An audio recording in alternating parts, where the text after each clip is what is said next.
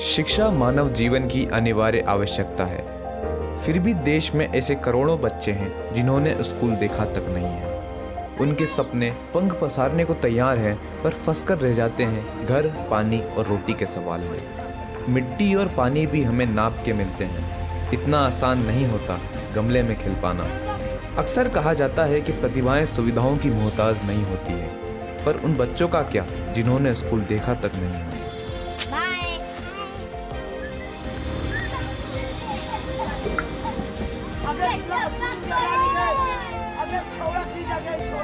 जिंदगी के सवाल में उलझे इन बच्चों की झूठी मुस्कुराहट के पीछे दर्द छुपा है, पर कहें तो किससे कहें।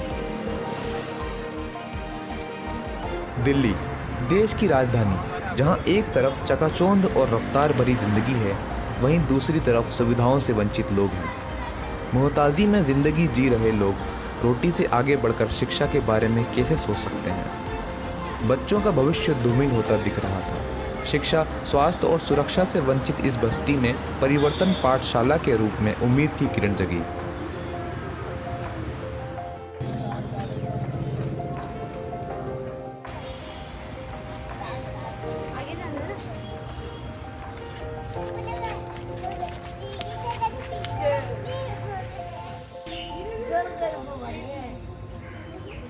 और फिर पिछले साल कोरोना की दूसरी लहर के दौरान दिल्ली के जवाहरलाल नेहरू स्टेडियम के पास की बस्ती में एक सिलसिला शुरू हुआ, और कब कारवां बन गया पता ही नहीं चला।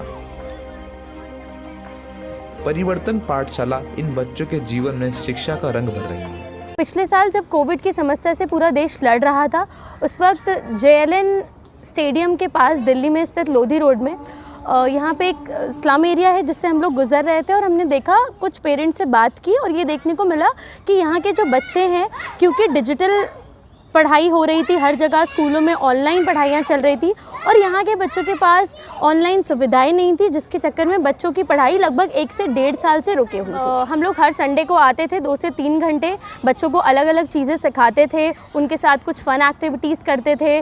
उनको ऑब्वियसली, क्योंकि बच्चों को यहाँ पर ऐसी दिक्कतें हैं कि उनके खाने के लिए भी दिक्कत होती है, तो कुछ खाना पीना जितना हम कर सकते थे वो हम लेकर के बच्चों के लिए आते थे। लॉकडाउन में शुरू हुआ ये सिलसिला धीरे धीरे बढ़ने लगा।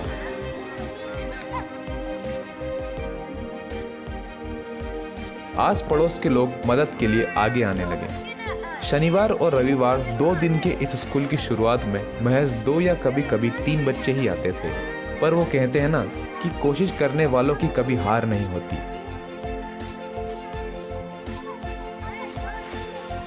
आज पूरी बस्ती के सभी छोटे बच्चे इस पाठशाला में आते हैं। बच्चे सप्ताह के पहले 5 दिनों के बीतने का बेसब्री से इंतजार करते हैं, और शनिवार की दोपहर में इतनी खुशी से पाठशाला की तरफ कदम बढ़ा देते हैं मानो शुष्क पड़ी धरती को बारिश की पहली बूंद मिल गई हो।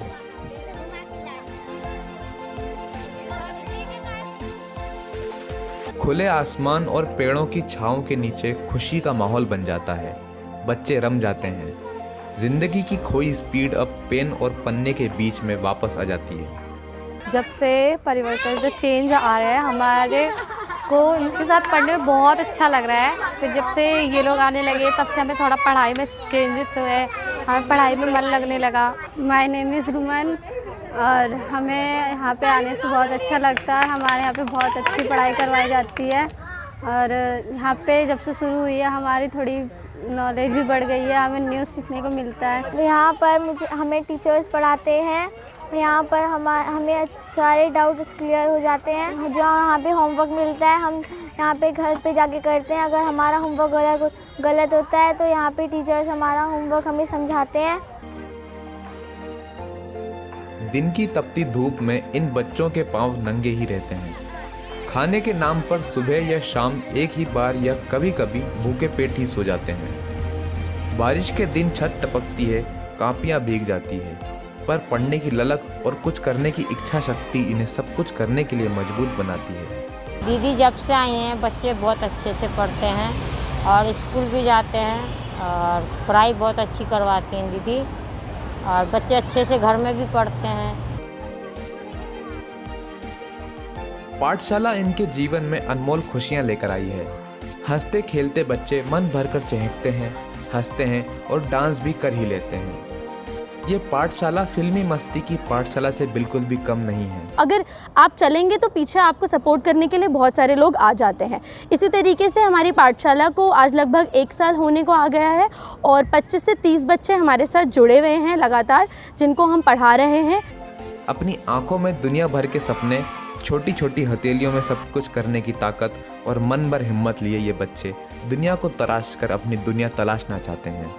नहीं फूलते कुसुम मात्र राजाओं के उपवन में, अमित बार खिलते वे पुर से दूर कुंज कानन में।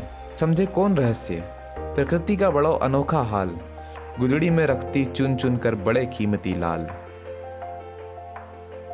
अब वो स्टेज आ गई है कि हमने बच्चों को काफ़ी बेसिक सिखा दिया है, जिसके अंदर अब हमारा जो ये उद्देश्य होता है पाठशाला का, ये होता है कि जब हम बच्चों को पढ़ाते हैं उसके बाद जो गवर्नमेंट पॉलिसीज़ के बारे में बच्चे नहीं जानते और वो ये नहीं जानते कि वो उस पॉलिसीज़ के तहत फ्री एजुकेशन पा सकते हैं, तो हमारा उद्देश्य रहता है कि पहले हम उन्हें बेसिक एजुकेशन दें और उसके बाद फिर हम उन्हें उन गवर्नमेंट पॉलिसीज़ के अंदर किसी गवर्नमेंट स्कूल में एनरोल कराएँ। तो अभी का जो समय चल रहा है वो वही चल रहा है। हम बच्चों को कोशिश कर रहे हैं कि जितनी ज़्यादा संख्या में हम एनरोल करवा पाएँ हम लोग करवा रहे हैं और कुछ बच्चों ने अब स्कूल जाना भी शुरू कर दिया है। ये दिल्ली टीम का ये जो काफिला है ये इसी तरीके से आगे बढ़ रहा है और अब 1-1.5 हफ्ते पहले हमने नोएडा सेक्टर 73 में भी एक न्यू पाठशाला शुरू की है।